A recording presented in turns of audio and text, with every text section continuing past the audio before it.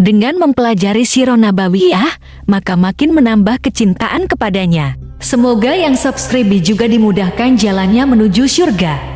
Silahkan tekan tombol like supaya postingan ini semakin tersebar. Dan tulis doa serta hajat pemirsa di kolom komentar. Semoga semakin banyak yang mengaminkan, maka semakin cepat terkabul. Nabi Sulaiman alaihi salam adalah manusia terkaya sepanjang sejarah kehidupan manusia di muka bumi.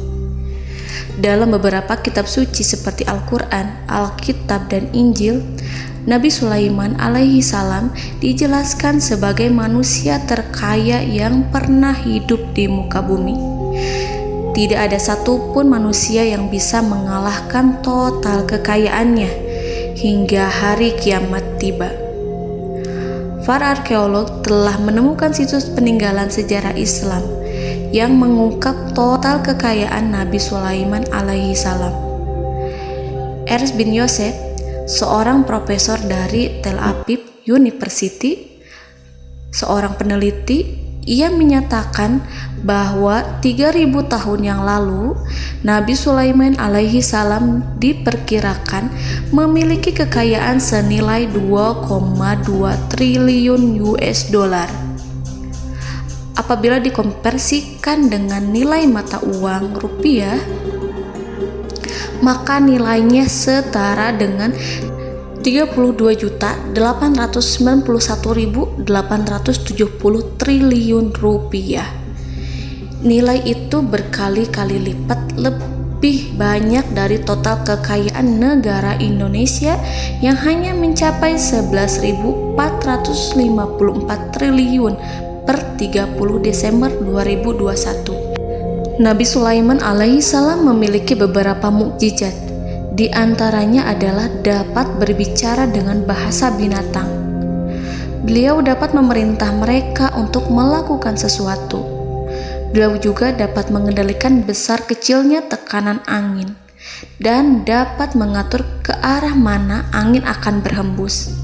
Sehingga dengan itu Nabi Sulaiman dapat memanfaatkan angin sebagai kendaraannya dan juga kendaraan tentaranya.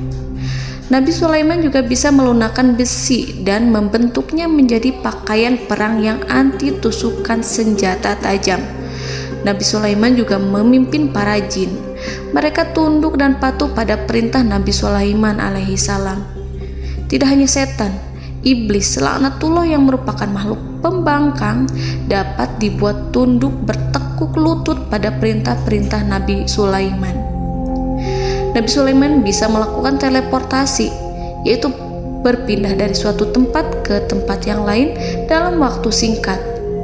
Peristiwa itu dibuktikan dengan pemindahan singgasana Ratu Balqis atas perintah Nabi Sulaiman. Nabi Sulaiman dikenal sebagai raja yang adil dan bijaksana. Nabi Sulaiman diberkahi kecerdasan yang luar biasa untuk menyatupadukan segenap kekuatan yang Allah berikan kepadanya. Ia mengelola dan membawa kerajaannya menjadi kekuatan raksasa yang tak terkalahkan di masanya dengan segenap kemampuan yang dimilikinya. Tentara Nabi Sulaiman adalah tentara terkuat di bumi tanpa ada yang menandingi. Pertanyaan mendasar yang muncul kali ini adalah dari mana sumber kekayaan dan kekuatan Nabi Sulaiman alaihi salam? Untuk mendapat jawaban dari pertanyaan itu, simak video ini sampai akhir. Sebelum itu, mari bantu channel ini terus berkembang dengan cara subscribe dan nyalakan tanda loncengnya. Berikan komentar yang positif dan berikan like serta share video ini. Bismillahirrahmanirrahim. Sungguh kami benar-benar telah menganugerahkan ilmu kepada Daud dan Sulaiman. Keduanya berkata, segala puji bagi Allah yang melebihkan kami dari kebanyakan hamba-hambanya yang mukmin. Sulaiman telah mewarisi Daud dan dia berkata, wahai manusia, kami telah diajari untuk memahami bahasa burung dan kami dianugerahi segala sesuatu. Sesungguhnya, semua ini benar-benar karunia yang nyata. Quran Surat An-Naml ayat 15-16. Saudara-saudaraku yang dirahmati Allah, pada ayat di atas disebutkan bahwa Sulaiman telah mewarisi Daud. Nabi Sulaiman mewarisi Nabi Daud dalam sisi kenabian dan kekuasaan, bukan mewarisi harta, karena para nabi tidak mewariskan harta. Sebab sepeninggalan mereka, harta para nabi menjadi sedekah bagi orang-orang yang ada di sekitarnya, yaitu orang-orang fakir dan orang-orang yang membutuhkan. Dan harta para nabi tidak dikhususkan bagi kalangan keluarganya. Rasulullah Shallallahu Alaihi Wasallam bersabda, "Kami para nabi tidak mewariskan." Nabi Sulaiman mewarisi kenabian dari Nabi Daud. Ini adalah hal yang jelas. Allah telah memilihnya sebagai nabi dari Bani Israel. Begitu juga Allah telah memberinya kekuasaan kerajaan sehingga ia menjadi pemimpin Bani Israel. Barangkali sesuatu yang paling penting yang diwarisi oleh Nabi Sulaiman dari Nabi Daud adalah tradisi militer. Kemajuan militer yang dahsyat telah berpindah kepada Nabi Sulaiman. Nabi Daud sebenarnya adalah seorang pengembala kambing yang sangat miskin, tetapi seiring dengan perjalanan waktu, ia menjadi komandan pasukan tiada tanding. Nabi Daud alaihi salam mengetahui bahwa kekuatan hakiki yang mengatur alam semesta adalah kekuatan Allah. Ketika Nabi Daud mengelurkan tangannya dan memegang potongan batu, lalu beliau melemparkannya dengan ketepel ke arah Jalut, kepala Jalut retak dan ambruk menghantam tanah. Ini sebagai bentuk demonstrasi kekuatan darinya. Kehadiran Nabi Daud mengubah pasukan Bani Israel, di mana mereka sebelumnya lari jika berhadapan dengan musuh. Maka kini keberadaan mereka mulai diperhitungkan di masa hidupnya. Nabi Daud mengalami peperangan yang sangat banyak, tapi Al-Quran tidak menceritakan secara terperinci. Hal itu dikarenakan karena Al-Quran adalah kitab dakwah di jalan Allah, bukan kitab sejarah. Al-Quran hanya menceritakan di dalam Al-Quran surat Shad ayat 20, "Dan kami kuatkan kerajaannya, kerajaan Daud." Ayat tersebut berarti bahwa Nabi Daud belum terkalahkan dalam peperangan yang diikutinya. Di samping dukungan yang Allah berikan kepadanya, juga pasukan dan rakyatnya, di mana mereka adalah orang-orang yang bertauhid, menyerahkan diri kepada Allah. Allah Subhanahu wa Ta'ala mengajarkan kepada Nabi Daud hal-hal yang menjadikan pasukannya memiliki keistimewaan yang dengannya mereka dapat mengalahkan pasukan-pasukan lain, pasukan-pasukan besar yang ada di bumi pada saat itu. Allah Subhanahu wa Ta'ala berfirman dalam surat Saba ayat 10, "Dan kami telah melunakkan besi untuknya." Baju besi mungkin akan menjadi masalah dalam benak kita. Ketika orang-orang yang berperang, baju besi cukup mengganggu gerakan mereka. Kita bisa membayangkan ketika ada dua orang berperang, salah satu dapat bergerak bebas, sementara yang lainnya tidak leluasa bergerak karena tertahan dengan pakaiannya. Namun, dengan kekuasaan Allah, Nabi Daud dapat melunakkan besi dan membuat baju besi yang ringan, yang mudah untuk digunakan. Ini adalah kemajuan penting yang Allah berikan kepada Nabi Daud dan tentaranya. Kemajuan itu kemudian diajarkan, diwariskan dan dimiliki oleh Nabi Sulaiman alaihi salam. Nabi Sulaiman memiliki pasukan dahsyat yang melebihi pasukan manapun di bumi saat itu, atau bahkan mungkin saat ini. Bahkan Allah menambahkan karunia-Nya kepada Nabi Sulaiman yang disebutkan dalam Al-Quran surat An-Naml ayat 16. Dan Sulaiman telah mewarisi Daud, dan dia berkata, "Wahai manusia, kami telah diberi pengertian tentang suara burung, dan kami diberi segala sesuatu. Sesungguhnya ini benar-benar suatu karunia yang nyata." Saudara-saudaraku yang dirahmati Allah, pada suatu hari Nabi Sulaiman alaihi salam menengadahkan tangannya dan berdoa kepada Allah Subhanahu wa Ta'ala. Antara hati Nabi dan Allah tidak ada penghalang, tidak ada jarak, tidak ada sekatan waktu, tidak ada satupun dari para nabi yang berdoa kepada Allah kecuali doanya pasti dikabulkan. Doa Nabi Sulaiman alaihi salam direkam dalam Al-Quran surat Shad ayat 35. Nabi Sulaiman berkata, "Ya Tuhanku, ampunilah aku, anugerahkanlah kepadaku kerajaan yang tidak dimiliki oleh seorang pun sesudahku." Nabi Sulaiman menginginkan dari Allah sesuatu kerajaan yang belum pernah diperoleh oleh siapapun setelahnya. Allah Subhanahu wa Ta'ala mengabulkan doa Nabi Sulaiman dan memberinya kerajaan tersebut. Nabi Sulaiman mewarisi kekuasaan, kenabian, hikmah ilmu dari Nabi Daud alaihi salam. Orang-orang menyebut Nabi Sulaiman Al-Hakim, Sulaiman yang bijaksana. Kebijaksanaannya tidak terbatas pada keadilan di tengah-tengah manusia dan juga kasih sayangnya kepada mereka. Namun, kebijaksanaan Nabi Sulaiman juga berlaku di kalangan burung dan binatang lainnya. Nabi Daud juga mengenal bahasa burung, tetapi Nabi Sulaiman dapat berbicara dengan bahasa burung. Bahkan, ia dapat menggantikannya sebagai pembantunya ketika Nabi Daud bertasbih di gunung-gunung. Dan burung-burung serta binatang-binatang buas ikut bertasbih bersamanya. Bahkan angin pun berhenti untuk mendengarkan tasbih itu. Sedangkan Nabi Sulaiman, Allah Subhanahu wa Ta'ala memberinya karunia lebih dari itu, di mana binatang-binatang buas tunduk padanya. Begitu juga angin dan burung. Saudara-saudaraku yang dirahmati Allah, Nabi Sulaiman alaihi salam mampu mendengarkan bisikan semut yang berbicara kepada sesama mereka. Bahkan ia mampu memerintahkan semut tersebut sehingga semut itu menjadi taat pada perintahnya. Pasukan Nabi Sulaiman memiliki kekuatan yang sangat dahsyat. Belum pernah ada di dunia ini satu pasukan pun yang memiliki kekuatan seperti itu. Kekuatan Nabi Sulaiman berasal dari beberapa kombinasi yang sangat mengagumkan, sehingga karenanya ia tidak dapat tertandingi. Kekuatan itu terdiri dari manusia, binatang-binatang, jin, dan lain sebagainya. Kita mengetahui bahwa jin adalah makhluk Allah dan manusia tidak mampu melihatnya atau menghadirkannya atau meminta pertolongan kepadanya. Sedangkan Nabi Sulaiman telah diberi Allah suatu kemampuan untuk menundukkan jin, mempekerjakan mereka sebagai tentara di tengah-tengah peperangan. Bahkan ia mampu menjadikan mereka sebagai pekerja-pekerja kasar di kerajaannya saat tidak ada peperangan.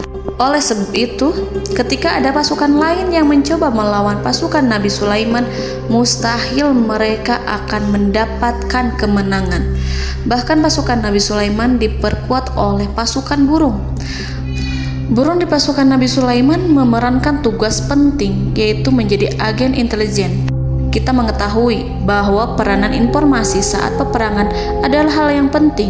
Dari informasi tersebut, pasukan dapat mengetahui keadaan lawannya. Demikianlah peranan burung pada pasukan Sulaiman. Ia terbang di tengah-tengah musuh. Kemudian, ia kembali kepada Nabi Sulaiman untuk menyampaikan berita tentang keadaan lawannya. Di samping jin dan burung, Allah juga menundukkan angin untuk Nabi Sulaiman. Nabi Sulaiman dapat memerintahkan angin dan ia mampu untuk menaiki angin tersebut. Dalam Al-Quran surat Shad ayat 36-40, Allah Subhanahu wa Ta'ala berfirman, "Kami tundukkan kepada angin yang berhembus dengan baik menurut kemana saja yang dikehendaki Sulaiman. Dan kami tundukkan pula kepadanya setan-setan, semuanya ahli bangunan dan penyelam, dan setan yang lain yang terikat dalam belenggu. Inilah anugerah kami, maka berikanlah kepada orang lain atau tahanlah untuk dirimu tanpa perhitungan, dan sesungguhnya dia mempunyai kedudukan yang dekat pada sisi kami dan tempat kembali yang baik." Saudara-saudaraku yang dirahmati Allah, Allah Subhanahu wa Ta'ala juga memberikan kemampuan yang tak seorang pun dari para nabi mendapatkannya, yaitu kemampuan untuk memerintah setan. Setan adalah salah satu bagian dari jin. Ia adalah kelompok yang celaka dari bangsa jin. Kelompok ini sebenarnya tidak mampu dikuasai oleh manusia, bahkan jin yang soleh tidak dapat mengatur setan. Adapun Nabi Sulaiman, Allah telah memberinya kekuasaan untuk menundukkan setan dan mempekerjakannya, bahkan mengikatnya dengan rantai serta menghukumnya jika ia menentang pada perintahnya. Setan membangun untuk Sulaiman istana-istana, patung-patung dan alat-alat perang.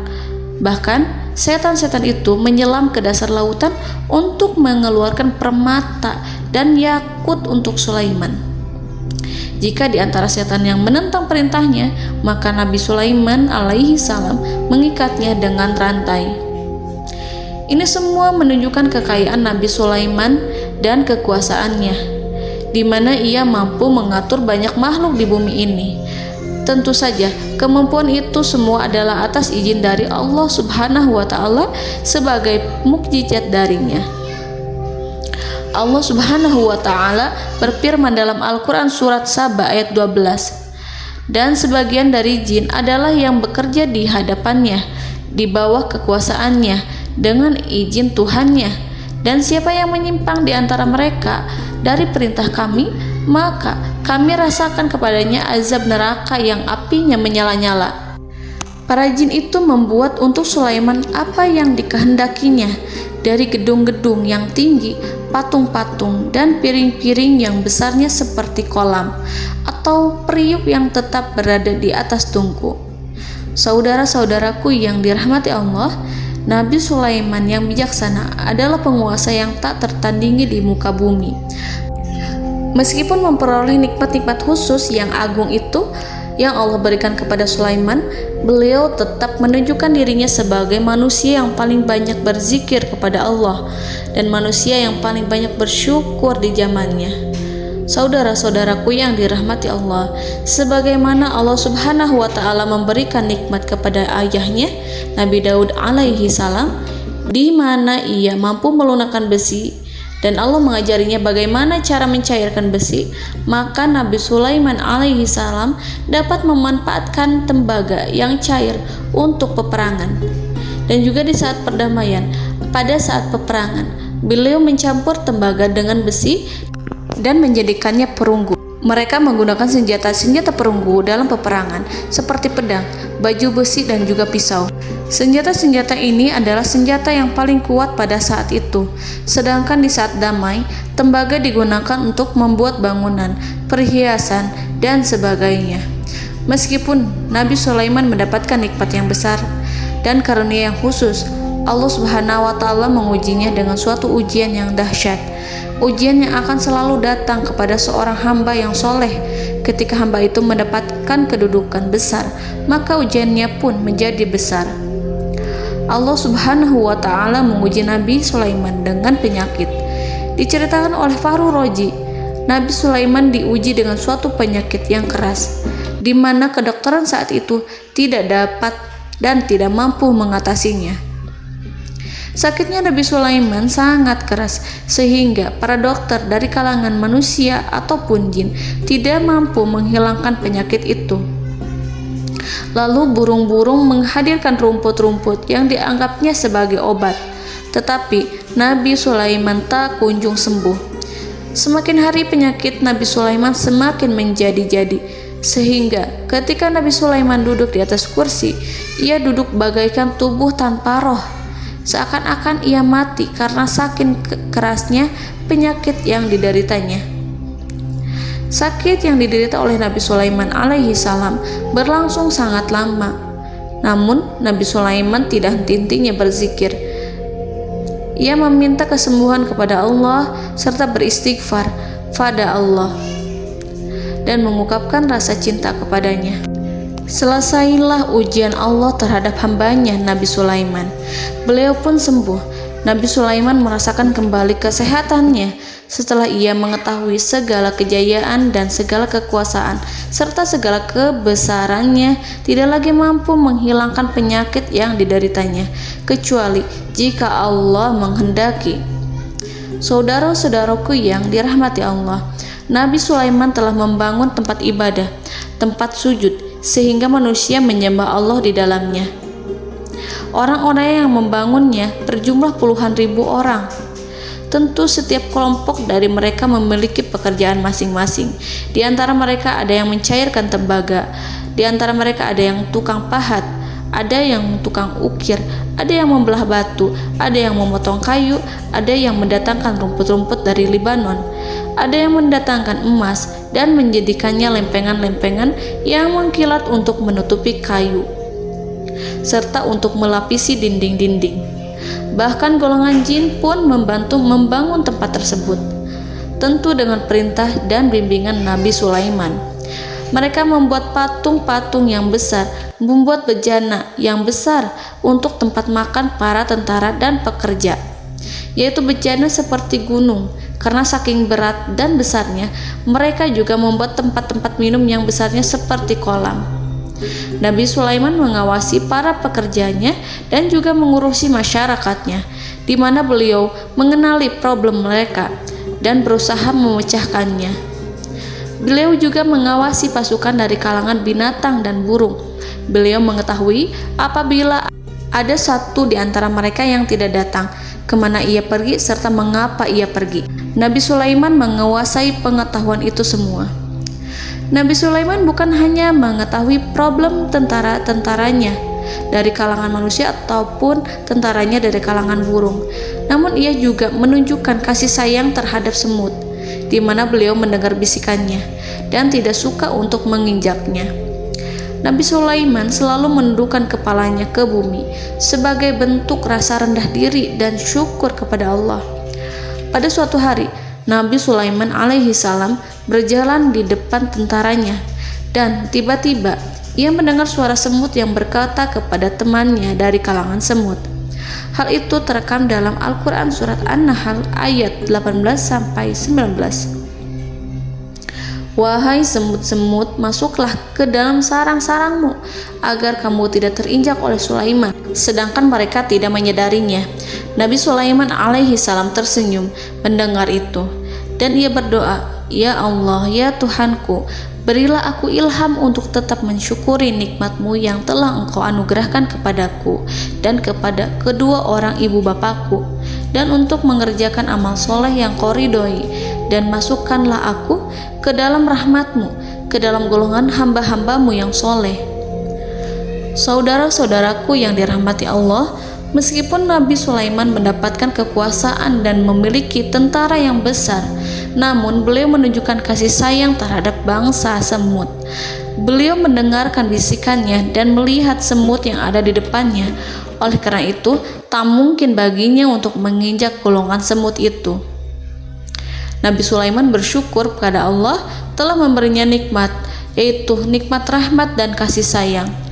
Di samping itu, Nabi Sulaiman alaihi salam adalah orang paling kaya di dunia. Istananya terbuat dari kayu gaharu yang memiliki wangi harum. Istananya terbuat dari emas yang terkadang dari kristal. Beliau juga memiliki kursi besar yang terbuat dari emas dan permata. Istana Nabi Sulaiman merupakan istana yang paling besar di dunia.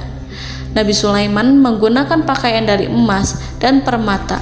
Meskipun demikian, Nabi Sulaiman tetap menunjukkan sebagai hamba yang berserah diri dan rendah diri di hadapan Allah Subhanahu wa Ta'ala, dan sederhana di depan manusia.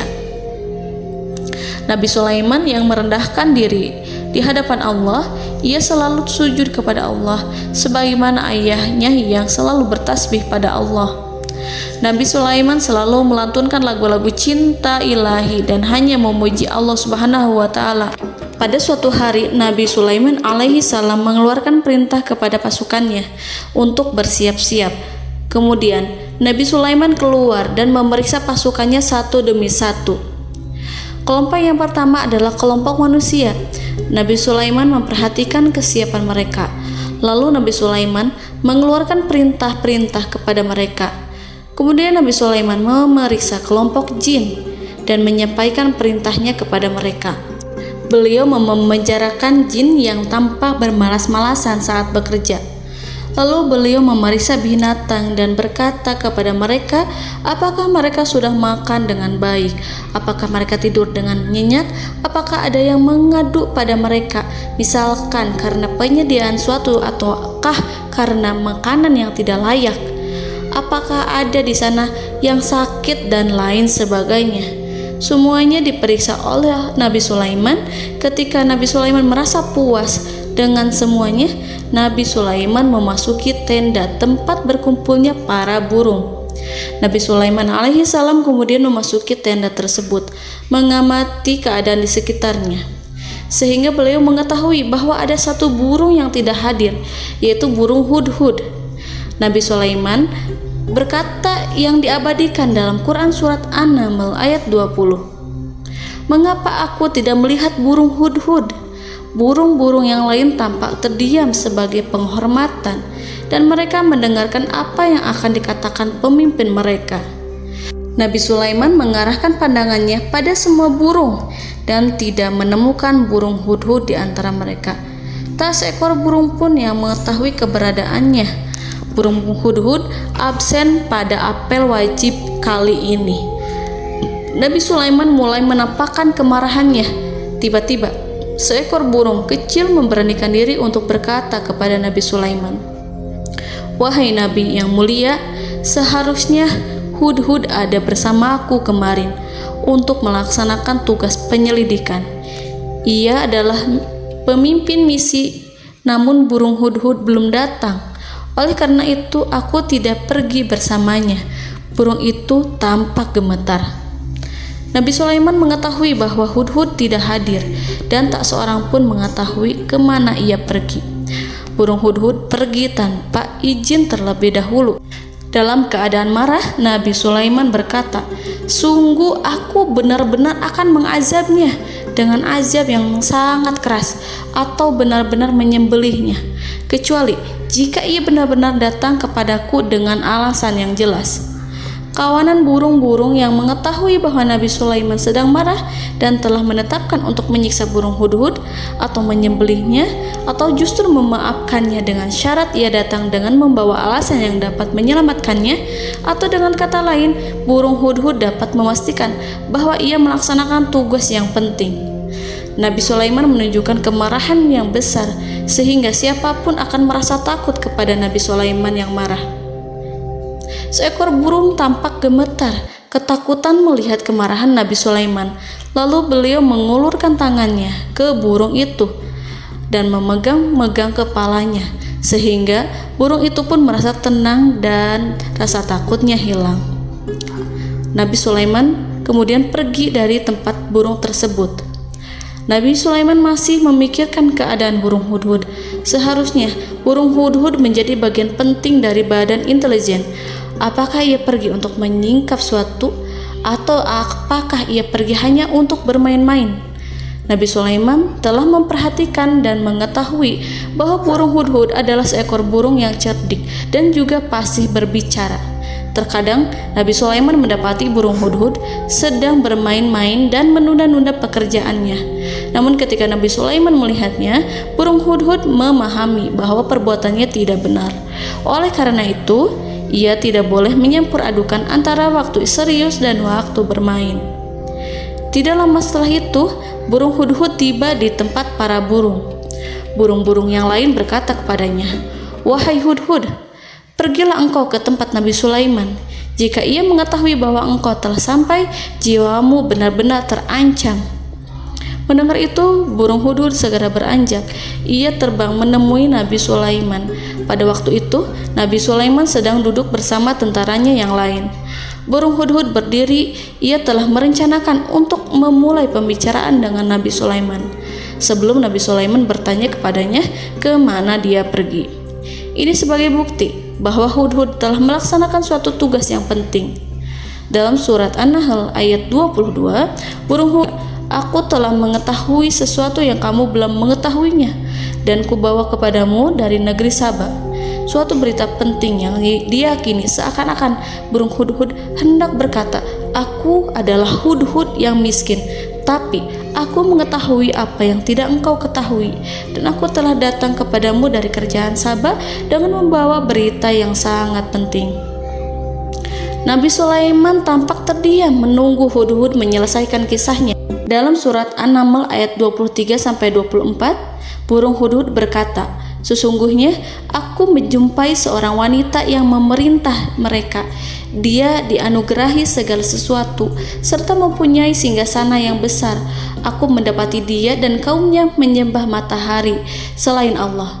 Dan setan-setan telah menjadikan mereka memandang indah perbuatan-perbuatan mereka, lalu menghalangi mereka dari jalan Allah, sehingga mereka tidak mendapat petunjuk." Burung Hudhud diam. Nabi Sulaiman merasa bahwa Hudhud menunjukkan kepasihan lisannya. Nabi Sulaiman berkata dalam Quran surat An-Nahl ayat 27 sambil menunjukkan senyum manisnya. Nabi Sulaiman berkata, "Akan kami lihat apakah kamu benar wahai Hudhud, ataukah kamu termasuk orang-orang yang berdusta." Seakan-akan burung Hudhud ingin mengatakan, "Aku tidak berbohong, wahai Nabi yang mulia." Namun diamnya Sulaiman membuat takut sehingga burung Hudhud terdiam. Nabi Sulaiman terdiam karena berpikir, lalu ia memutuskan sesuatu setelah itu. Beliau melihat kepada lainnya dan meminta secari kertas dan pena. Nabi Sulaiman menulis surat yang singkat dan menyerahkan kepada Hudhud serta memerintahkan kepadanya seperti yang dikatakan dalam Quran surat An-Nahl ayat 28. "Pergilah dengan membawa suratku ini, lalu jatuhkanlah kepada mereka, kemudian berpalinglah dari mereka, lalu perhatikanlah apa yang mereka bicarakan." Al-Quranul Karim hanya menceritakan dalam Al-Quran surat An-Naml bagaimana perginya Hudhud dan bagaimana ia menyerahkan surat itu. Lalu Al-Quran langsung menyebut keadaan kerajaan Balqis yang saat itu sedang membaca surat di depan para pembesar kerajaan dan para menterinya. Dalam Quran surat An-Naml ayat 29-31, berkatalah Balqis, "Wahai pembesar-pembesar, sesungguhnya telah dijatuhkan kepadaku sebuah surat yang mulia. Sesungguhnya surat ini dari Sulaiman, dan sesungguhnya isinya dengan menyebut nama Allah yang Maha Pengasih lagi Maha Penyayang, bahwa janganlah kalian berlaku sombong terhadapku dan datanglah kepadaku sebagai orang-orang yang berserah diri." Saudara-saudaraku yang dirahmati Allah, dalam surat tersebut Nabi Sulaiman menyebutkan supaya mereka menyerahkan diri dan tunduk kepada perintah Nabi Sulaiman. Nabi Sulaiman memerintahkan agar mereka meninggalkan penyembahan terhadap matahari. Nabi Sulaiman tidak mempersoalkan akidah mereka dan tidak memuaskan mereka dengan apapun. Nabi Sulaiman hanya memerintahkan bahwa ia berada di atas kebenaran. Bukankah ia didukung kekuatan yang berlandaskan keyakinan yang dimilikinya? Nabi Sulaiman hanya memerintahkan mereka agar tunduk dan patuh kepadanya. Ratu Sabak menyampaikan surat tersebut di tengah-tengah kaumnya. Dalam Quran surat An-Naml ayat 32 dijelaskan, "Dan berkatalah Balqis, wahai para pembesar, berilah aku pertimbangan dalam urusanku ini. Aku tidak pernah memutuskan sesuatu persoalan sebelum kamu berada dalam majelisku." Saudara-saudaraku yang dirahmati Allah, para pembesar istana Balqis menentang surat tersebut. Isi surat itu membangkitkan kesombongan kaum Saba, di mana mereka merasa lebih kuat. Mereka mengetahui bahwa di sana ada seorang yang mencoba menentang mereka dan mengisyaratkan peperangan kepada mereka. Lalu ia meminta kepada mereka untuk memenuhi syarat-syaratnya sebelum terjadinya peperangan dan kekalahan. Dalam surat An-Nahl ayat 33, mereka menjawab, "Kita adalah orang yang memiliki kekuatan dan juga memiliki keberanian yang sangat besar dalam peperangan, dan keputusan berada di tanganmu, wahai ratuku. Maka pertimbangkanlah apa yang akan kamu perintahkan." Saudara-saudaraku yang dirahmati Allah, para pembesar kaum Saba seakan ingin berkata, "Kita siap untuk melaksanakan perang." Tampaknya ratu itu memiliki kebijakan yang lebih baik dari pembesar kaumnya. Surat Sulaiman itu membuatnya berpikir lebih jernih dan lebih berhati-hati. Ia berusaha sebisa mungkin menghindari peperangan. ratu itu berpikir dalam tempo yang lama. Nama Sulaiman tidak diketahuinya dan ia pun belum pernah mendengarnya. Oleh karena itu, Ratu kaum Saba tidak mampu mengetahui dan mendeteksi seberapa besar kekuatan Nabi Sulaiman. Boleh jadi Nabi Sulaiman memiliki kekuatan yang dahsyat, sehingga ia mampu memerangi kekuasaannya dan mengalahkannya. Kemudian Ratu memperhatikan apa yang ada di sekelilingnya. Ia melihat kemajuan masyarakatnya dan juga kekayaannya. Barangkali ia mengira bahwa Nabi Sulaiman iri terhadap kemajuan dan kekayaannya itu, sehingga Nabi Sulaiman ingin menyerangnya. Setelah mempertimbangkan isi surat Nabi Sulaiman dengan cermat, Ratu Saba memilih untuk tidak bersikap ceroboh dan bodoh. Ratu lebih suka untuk menggunakan bahasa kelembutan. Ia mengirim kepada Nabi Sulaiman suatu hadiah yang besar. Ratu mengira bahwa Nabi Sulaiman seorang yang ambisius, yang boleh jadi ia telah mendengar tentang kekayaan kerajaan Saba. Para utusan pergi dengan membawa hadiah dari Ratu Saba. Ratu berharap agar mereka dapat memasuki kerajaan Nabi Sulaiman dan akan mengetahui kondisi kerajaannya. Saat mereka pulang, Ratu ingin mendengar secara langsung dari mereka tentang bagaimana keadaan kaum Nabi Sulaiman dan pasukannya. Setelah mendapatkan informasi yang cukup, maka Ratu Balkis dapat membuat sesuatu keputusan yang tepat. Ratu menyembunyikan apa yang terlintas dalam pikirannya, lalu ia berbicara kepada pembesar istananya bahwa ia dapat menyingkap niat jahat Raja Sulaiman melalui cara mengirimkan hadiah kepadanya. Ratu lebih memilih cara tersebut dan menunggu reaksi dari Nabi Sulaiman. Ratu berhasil memuaskan para pembesar istana, dan untuk sementara ia menghilangkan ide untuk berperang. Karena para raja jika menyerang suatu desa, maka pemimpin desa tersebut adalah orang yang paling banyak mendapatkan kehinaan. Akhirnya, para pembesar kaumnya merasa puas dengan pikiran Ratu Balkis. Saudara-saudaraku yang dirahmati Allah, dalam surat An-Naml ayat 34-35 dijelaskan, Ratu Balkis berkata, "Sesungguhnya raja-raja apabila memasuki suatu negeri, niscaya mereka akan membinasakannya dan menjadikan penduduknya yang mulia menjadi hina. Dan demikian pula lah yang akan mereka perbuat. Dan sesungguhnya aku akan mengirim utusan kepada mereka dengan membawa hadiah, dan aku akan menunggu apa yang akan dibawa kembali oleh utusan itu." Kemudian sampailah hadiah dari Ratu Balkis kepada Nabi Sulaiman. Para intelijen Nabi Sulaiman memberitahunya bahwa utusan Balkis datang dengan membawa hadiah. Nabi Sulaiman langsung mengetahui bahwa Ratu Balkis itu sengaja mengirim orang-orangnya untuk mengetahui atau untuk mendapatkan informasi tentang kekuatannya. Lalu setelah itu ia akan mengambil keputusan atau mengambil sikap kepada kerajaan Sulaiman. Nabi Sulaiman segera memanggil semua pasukannya untuk berkumpul. Utusan Balkis segera memasuki istana Nabi yang dipenuhi dengan pasukan yang besar bersenjata.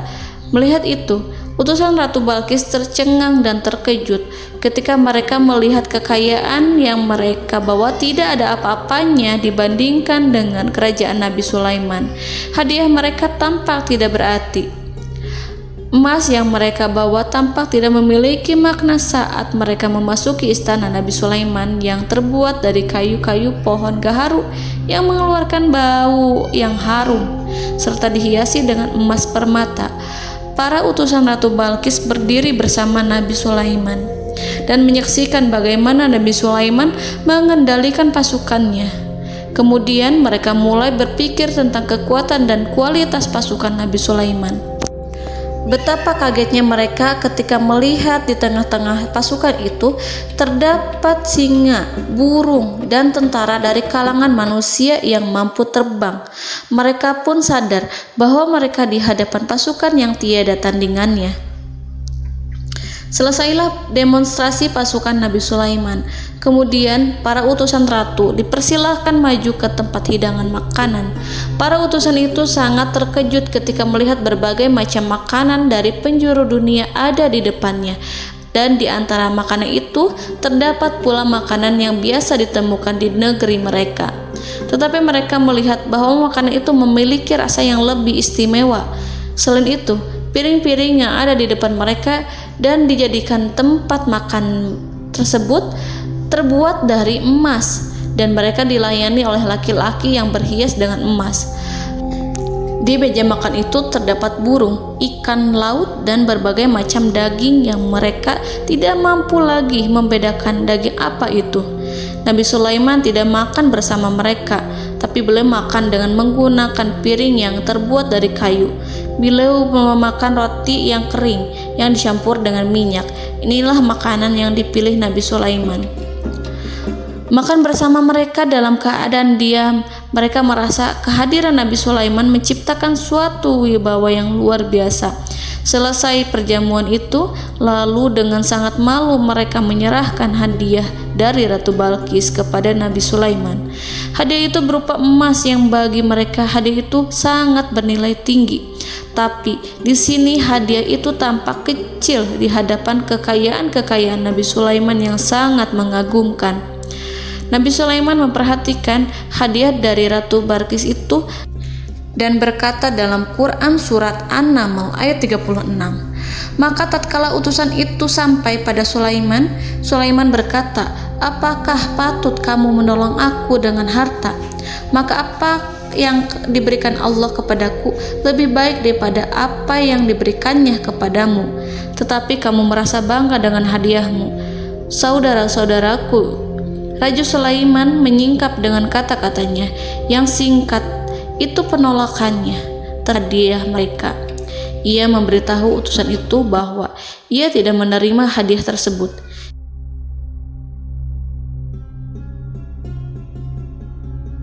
"Janganlah kalian berlaku sombong terhadapku dan datanglah kepadaku sebagai orang-orang yang berserah diri." Lalu Nabi Sulaiman berkata kepada mereka dengan pelan. Hal itu diabadikan dalam Quran surat An-Naml ayat 37. "Kembalilah kepada mereka, sungguh kami akan mendatangi mereka dengan bala tentara yang mereka tidak kuasa melawannya, dan pasti kami akan mengusir mereka dari negeri itu, yaitu negeri Saba, dengan terhina, dan mereka akan menjadi tawanan-tawanan yang hina." Saudara-saudaraku yang dirahmati Allah, Nabi Sulaiman kemudian meninggalkan para utusan ratu setelah terlebih dahulu mengancam mereka. Para utusan itu berharap agar Nabi Sulaiman mau menunggu kunjungan Ratu Balqis yang akan membawa misi perdamaian. Akhirnya sampailah para utusan Ratu Balqis ke negeri Saba. Mereka segera menuju istana sang ratu. Mereka memberitahu bahwa negeri mereka sedang ada di ujung tanduk. Mereka menceritakan kepada ratu tentang kekuatan Nabi Sulaiman dan tidak mungkin bagi mereka mampu melawannya. Mereka meyakinkan Ratu Balqis bahwa ia harus mengunjunginya dan melihat sendiri bagaimana kebesaran kerajaan Nabi Sulaiman. Kemudian ratu menyiapkan dirinya untuk pergi menuju kerajaan Nabi Sulaiman. Nabi Sulaiman duduk di kursi kerajaan di tengah-tengah para pembesarnya dan para menterinya serta para komandan pasukannya. Beliau berpikir tentang sosok Ratu Balqis. Nabi Sulaiman mengetahui bahwa Ratu Balqis menuju tempatnya. Balqis dikelilingi rasa takut. Nabi Sulaiman berpikir sejenak tentang bagaimana matahari disembah. Ia memikirkan bagaimana informasi yang diterima oleh intelijennya tentang kemajuan kerajaan Balqis dalam bidang kesenian dan ilmu pengetahuan. Nabi Sulaiman bertanya kepada dirinya sendiri, apakah kemajuan menjadi penghalang untuk mengetahui kebenaran? Apakah ratu itu senang dengan kekuatan yang dicapainya? Dan ia membayangkan bahwa kekuatannya adalah segalanya. Dengan kemajuan yang dimilikinya, Nabi Sulaiman ingin membuat kejutan agar ratu mengetahui bahwa Islam yang diyakini oleh Nabi Sulaiman adalah satu-satunya yang mampu mendatangkan kemajuan dan kekuatan yang hakiki, sehingga ia dapat membandingkan antara keyakinannya dalam menyembah matahari beserta kemajuan yang dicapainya dengan keyakinan Nabi Sulaiman beserta kemajuan yang diraihnya. Saudara-saudaraku yang dirahmati Allah, para mata-mata Nabi Sulaiman telah memberitahunya bahwa hal yang sangat disegani dan dikagumi oleh kaum Balkis adalah kerajaan Saba, yaitu singgasana Ratu Balkis. Singgasana itu terbuat dari emas dan batu delima. Singgasana tersebut dijaga oleh penjaga yang sangat disiplin, di mana mereka tidak pernah lalai sedikit pun. Oleh karena itu, sangat tepat apabila Nabi Sulaiman menghadirkan singgasananya di sini, di kerajaannya, sehingga ketika ratu tiba, maka ia dapat duduk di atasnya. Nabi Sulaiman ingin membuat kejutan kepadanya dan menunjukkan bahwa kemampuannya tersebut yang berlandaskan pada keislaman. Nabi Sulaiman melakukan yang demikian itu dengan harapan agar si ratu tunduk kepadanya. Ide itu terlintas dalam diri Nabi Sulaiman. Lalu ia mengangkat kepalanya dan menoleh kepada anak buahnya. Hal itu diabadikan dalam Quran surat An-Naml ayat 38. Wahai para pembesar, siapakah di antara kamu sekalian yang sanggup membawa singgasananya kepadaku sebelum mereka datang kepadaku sebagai orang-orang yang berserah diri? Saudara-saudaraku, perhatikanlah ungkapan pikiran Nabi Sulaiman tersebut. Semua pemikirannya berkisar tentang keislaman para penyembah matahari, tentang bagaimana beliau dapat memberikan petunjuk kepada mereka di jalan Allah. Yang pertama menjawab pertanyaan Nabi Sulaiman adalah jin Ifrit. Dalam Quran surat An-Naml ayat 39, berkatalah Ifrit yang cerdik dari golongan jin, aku akan datang kepadamu dengan membawa singgasana itu sebelum kamu berdiri dari tempat dudukmu. Sesungguhnya aku benar-benar kuat untuk membawanya, lagi dapat dipercaya. Nabi Sulaiman berdiri dari tempat duduknya setelah 1 atau 2 jam. Jin itu berjanji kepadanya untuk menghadirkan singgasana Balkis sebelum itu. Istana Nabi Sulaiman di Palestina, sedangkan istana Balkis terletak di Yaman. Antara singgasana tersebut dengan singgasana Nabi Sulaiman berjarak lebih dari ribuan mil. Barangkali pesawat yang cepat sekalipun yang kita kenal hari ini tidak akan mampu membawa dan mendatangkan istana itu dalam waktu 1 jam. Tetapi masalahnya di sini berhubung dengan kekuatan jin yang serba misterius, Nabi Sulaiman tidak mengomentari sedikit pun terhadap apa yang dikatakan oleh Ifrit. Nabi Sulaiman tapak menunggu tanggapan dari yang lain yang mampu menghadirkan singgasana Balkis yang lebih cepat dari jin Ifrit. Nabi Sulaiman menoleh kepada seorang di sana yang duduk di atas naungan. Hal itu diceritakan dalam Quran surat An-Naml ayat 40. Berkatalah seorang yang mempunyai ilmu dari Alkitab, aku akan membawa singgasana itu kepadamu sebelum matamu berkedip. Maka tatkala Sulaiman melihat singgasana itu terletak di hadapannya, ia pun berkata, ini termasuk karunia Tuhanku untuk menguji aku. Apakah aku akan bersyukur atau mengingkari nikmatnya? Dan barang siapa yang bersyukur, maka sesungguhnya dia bersyukur untuk kebaikan dirinya sendiri. Dan barang siapa yang ingkar, maka sesungguhnya Tuhanku maha kaya lagi maha mulia. Saudara-saudaraku, belum lama seorang yang mempunyai ilmu dari Alkitab menyatakan kalimatnya, sehingga singgasana itu tiba-tiba ada di depan Nabi Sulaiman yang mampu menghadirkan singgasana itu lebih cepat dari kedipan mata. Al-Quranul Karim tidak menyingkap kepribadian seorang yang menghadirkan singgasana itu. Al-Quran hanya menggarisi bahwa orang itu mempunyai ilmu dari Alkitab.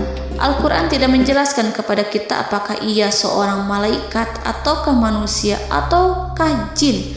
Al-Quran sengaja tidak menyingkap informasi tersebut. Saudara-saudaraku yang dirahmati Allah, setelah melihat singgasana itu, Nabi Sulaiman bersyukur kepada Allah. Ia mulai memperhatikan singgasana sang ratu. Singgasana tersebut merupakan simbol pembangunan dan juga kemajuan, tetapi tampaknya ia hanya sesuatu yang biasa saja jika dibandingkan dengan kekuasaan dan kebesaran ciptaan yang dibuat oleh manusia dan jin di kalangan istana Nabi Sulaiman. Nabi Sulaiman memikirkan dalam tempo yang lama singgasana Ratu Balkis itu. Kemudian beliau memerintahkan agar singgasana itu diperbaiki, sehingga saat Ratu Balkis datang, Nabi Sulaiman akan mengujinya apakah Ratu Balkis dapat mengenali singgasananya ataukah tidak. Dalam Al-Quran surat An-Naml ayat 41, Nabi Sulaiman berkata, "Ubahlah baginya singgasananya, maka kita akan melihat apakah dia mengenal ataukah dia termasuk orang-orang yang tidak mengenalnya." Saudara-saudaraku yang dirahmati Allah, Nabi Sulaiman memerintahkan agar dibangun istana yang akan digunakan untuk menyambut Ratu Balqis. Nabi Sulaiman memilih tempat di laut dan ia memerintahkan agar dibangun suatu istana di mana sebagian besar terdiri dari air laut. Nabi Sulaiman memerintahkan agar lantainya itu terbuat dari kaca yang tebal dan kuat, sehingga orang-orang yang berjalan di atas istana itu akan dapat melihat di bawahnya ada ikan-ikan yang berwarna-warni yang berenang-renang ke sana kemari, dan mereka akan melihat rumput-rumput laut yang bergerak-gerak. Akhirnya, selesailah pembangunan istana itu. Saking bersihnya kaca lantainya sehingga tampak di sana tidak ada kaca. Burung hudhud memberitahu Nabi Sulaiman bahwa Ratu Balqis telah sampai di dekat kerajaannya. Kemudian Ratu Balqis datang. Al-Quran tidak menyebutkan keadaan Nabi Sulaiman saat menyambut Balqis, namun Al-Quran menunjukkan dua sikap Ratu Balqis ketika pertama kali datang. Yang pertama, bagaimana sikap Ratu Balqis ketika pertama kali melihat singgasananya yang datang mendahuluinya, padahal ia telah meninggalkan pengawalnya untuk setia menjaga singgasana itu. Keadaan kedua adalah keadaan ketika di depan istana yang dibangun untuk menyambut Ratu Balqis. Istana itu penuh dengan permata dan banyak ikan berenang di bawahnya. Dalam Quran surat An-Naml ayat 42 dijelaskan, dan ketika Balqis datang, ditanyakanlah kepadanya, "Serupa inikah singgasanamu?" Balqis menjawab, "Seakan-akan singgasana ini adalah singgasanaku. Kami telah diberi pengetahuan sebelumnya dan kami adalah orang-orang yang berserah diri." Saudara-saudaraku, pada dialek di atas, Balqis melihat singgasananya dan ia tercengang saat mengetahui bahwa itu adalah singgasana miliknya. Namun kemudian ia mulai ragu karena melihat tidak sepenuhnya itu singgasana miliknya. Jika itu benar-benar miliknya, lalu bagaimana ia datang mendahuluinya? Dan bila bukan singgasananya, maka bagaimana Sulaiman dapat meniru sepersis dan seteliti itu? Padahal Sulaiman tidak pernah sekalipun ke kerajaannya. Nabi Sulaiman berkata saat melihat Balqis mengamati singgasananya, "Apakah ini singgasanamu?" Balqis terlihat sangat kebingungan, namun setelah itu ia menjawab, "Sepertinya benar." Nabi Sulaiman berkata, "Kami telah diberi ilmu sebelumnya dan kami sebagai orang-orang muslim." Saudaraku yang dirahmati Allah, melalui pertanyaan Nabi Sulaiman ingin mengisyaratkan kepada Balqis agar ia membandingkan antara keyakinannya beserta ilmu yang dicapainya dengan keyakinan Nabi Sulaiman yang muslim beserta pengetahuan yang telah diraihnya. Penyembahan terhadap matahari dan pencapaian ilmu yang dicapai oleh Ratu Balqis tanpa tidak ada apa-apanya dibandingkan dengan ilmu Nabi Sulaiman dan keislamannya. Nabi Sulaiman telah mendahuluinya dalam bidang ilmu karena keislamannya. Karena itu, sangat mudah baginya untuk mengungguli Balqis dalam ilmu-ilmu yang lainnya. Demikianlah yang disyaratkan dalam pertanyaan Nabi Sulaiman kepada Ratu Balqis.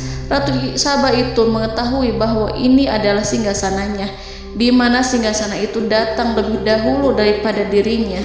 Beberapa bagian darinya telah diubah saat Balqis masih di perjalanan menuju ke tempat Nabi Sulaiman. Ia berpikir kemampuan apa yang dimiliki Nabi Sulaiman.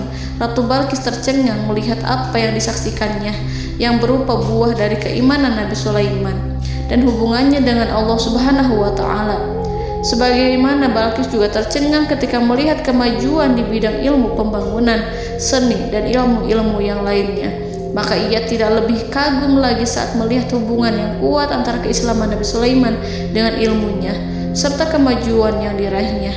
Dalam Al-Quran surat An-Naml ayat 43 dijelaskan, dan apa yang disembahnya selama ini selain Allah mencegahnya untuk melahirkan keislamannya, karena sesungguhnya ia terdahulu termasuk orang-orang yang kafir. Saudara-saudaraku yang dirahmati Allah, bergoncanglah dalam benak Balqis ribuan hal ketika melihat keyakinan kaumnya runtuh di hadapan Nabi Sulaiman. Ia menyadari matahari yang disembahnya hanya merupakan ciptaan Allah, dan Allah lah yang menggerakkannya untuk hamba-hambanya. Lalu terbitlah matahari kebenaran dalam dirinya. Hatinya diterangi oleh cahaya baru yang tidak akan tenggelam seperti tenggelamnya matahari. Masa keislamannya hanya menunggu waktu. Ratu Balqis memilih waktu yang tepat untuk mengumumkan keislamannya. Allah Subhanahu wa Ta'ala berfirman dalam Quran Surat An-Naml ayat 44. Dikatakan kepadanya, masuklah ke dalam istana. Maka tatkala ia melihat lantai istana itu, dikiranya kolam air yang besar dan disingkapnya dua betisnya. Berkatalah Sulaiman, sesungguhnya ia adalah istana licin yang terbuat dari kaca. Berkatalah Balqis, wahai Tuhanku, sesungguhnya aku telah berbuat zalim terhadap diriku, dan aku berserah diri bersama Sulaiman kepada Allah Tuhan semesta alam. Saudara-saudaraku yang dirahmati Allah, dikatakan kepada Balqis, masuklah ke dalam istana. Ketika ia masuk, maka ia tidak menyaksikan adanya kaca, tetapi ia melihat air, sehingga ia mengira akan bersinggungan dengan air.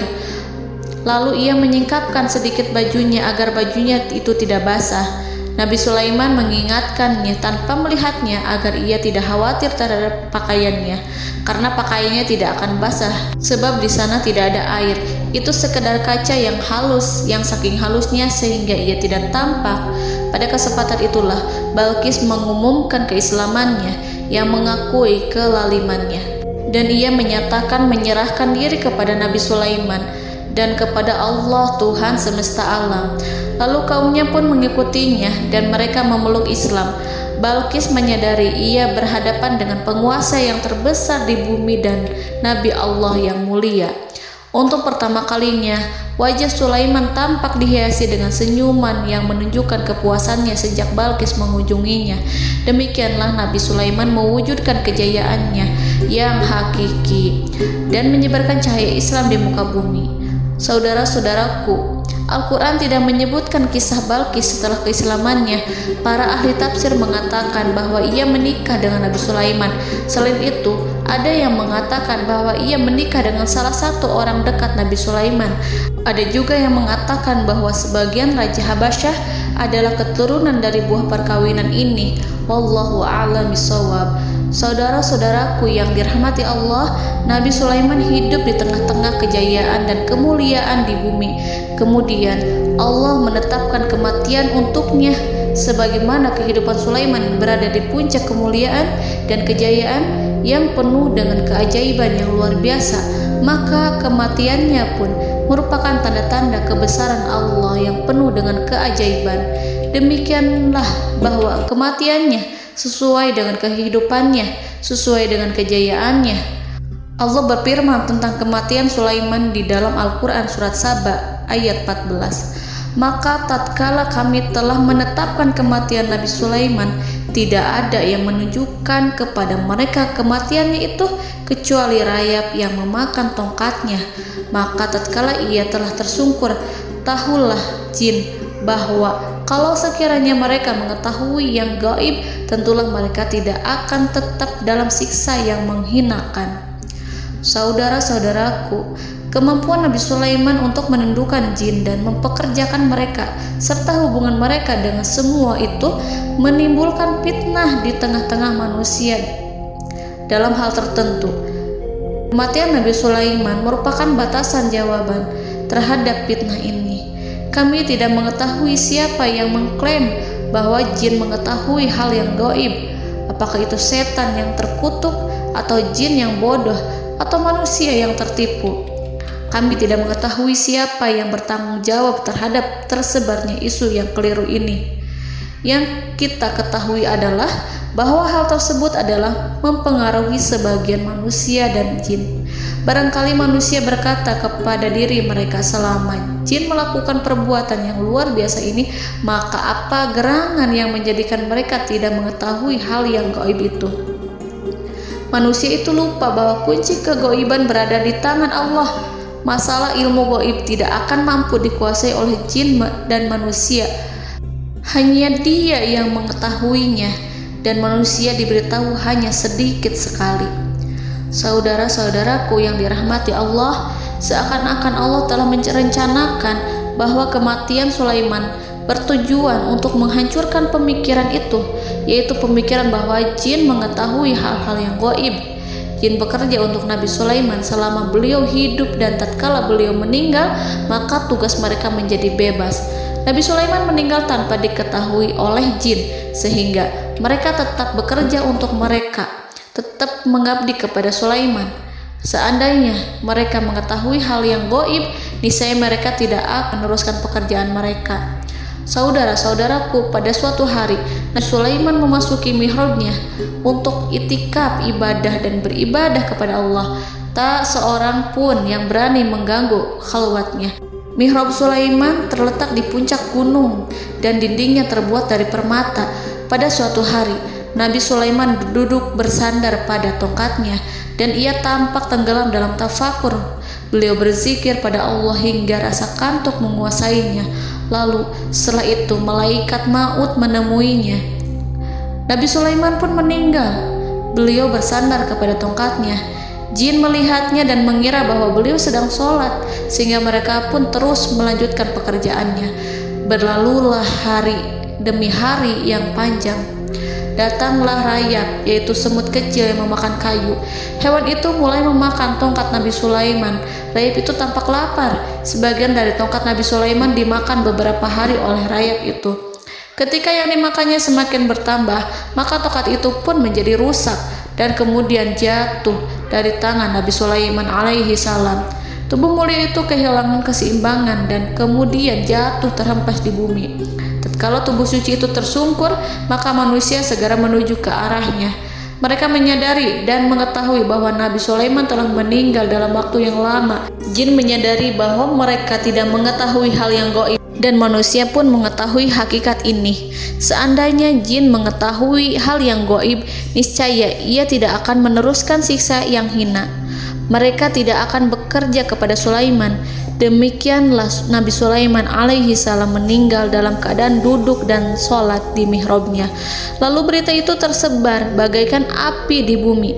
Manusia, burung, dan binatang buas mengantarkan jenazah Nabi Sulaiman. Sekawanan burung tampak sedih dan menangis. Semua makhluk bersedih. Akhirnya tak seorang pun mengetahui bahasa burung di bumi. Meninggallah seorang yang memahami pembicaraan burung, binatang-binatang, jin, dan lain sebagainya. Burung-burung itu berkata, betapa beratnya kehidupan di tengah orang-orang yang tidak mengetahui pembicaraan kita. Allahu a'lam.